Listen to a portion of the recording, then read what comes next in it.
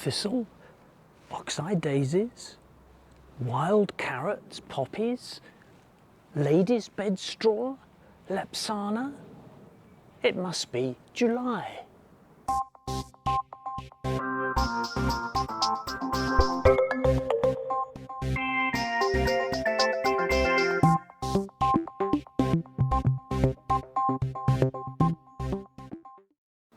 Well, as you can see, a lot has been growing since the last episode. I'm very pleased that I've got such a wide variety of wildflowers at the moment. Each of these has its own particular beauty, I suppose, but the colour matching is really attractive. The yellow and the purple, mauve, red make a great variety.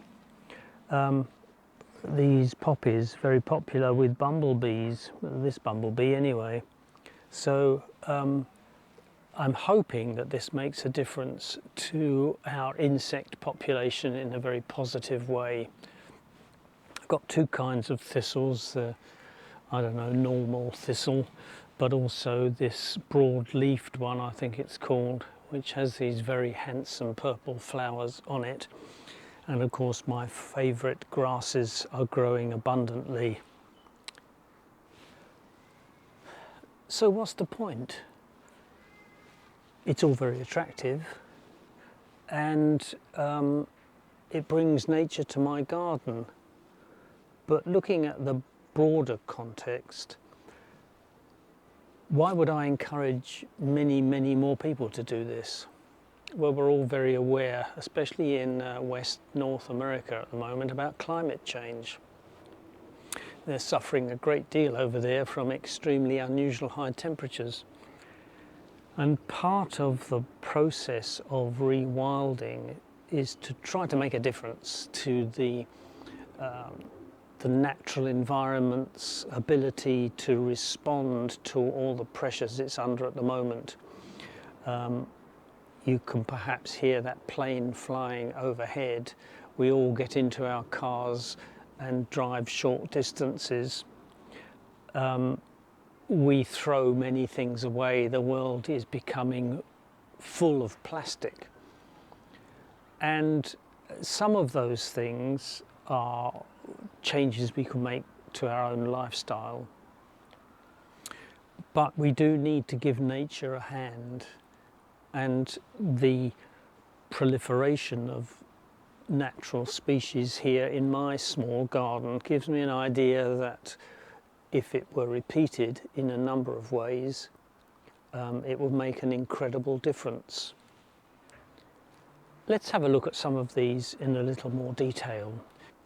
This wild carrot flower, which I have several of in the patch here, they're very attractive to pollinators, particularly the fat-legged beetle. Not a very kind name to give it, but that's very appropriate when you have a look at one. And these fat-legged beetles like open structured flowers, and so these carrots start off with a flat head and then eventually turn to being slightly dome-shaped, but they do attract a lot of beetles of all sorts, and you could spend quite some time just watching the different varieties of pollinators arrive and leave again. I seem to have two principal kinds of poppies in my patch here. One is this, which has a black centre to it, and this one which has a much more yellow coloured centre. The petals on this one are slightly more bright red, and this is a very much more sumptuous red. Now, I don't know what the situation is in your part of the world, but I have noticed that whilst they are attractive to lots of bumblebees, I've seen far fewer honeybees this year, no doubt because of the cold beginning to spring, and it's affected them perhaps more than it has bumblebees, of which I have quite a number of varieties coming here. Now on the yellow flower front, I've got these common cat's ears here. I've got ragwort, the much maligned dandelion that sends its seeds everywhere, especially where you don't want them. And in the middle of the meadow, I have this lapsana, which grows very prolifically and is related to the sunflower.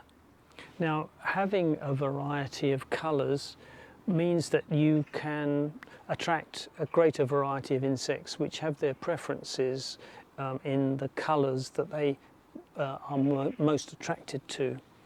So if you're thinking of establishing a small meadow, do try and get a nice variety of colours to please the most number of insects.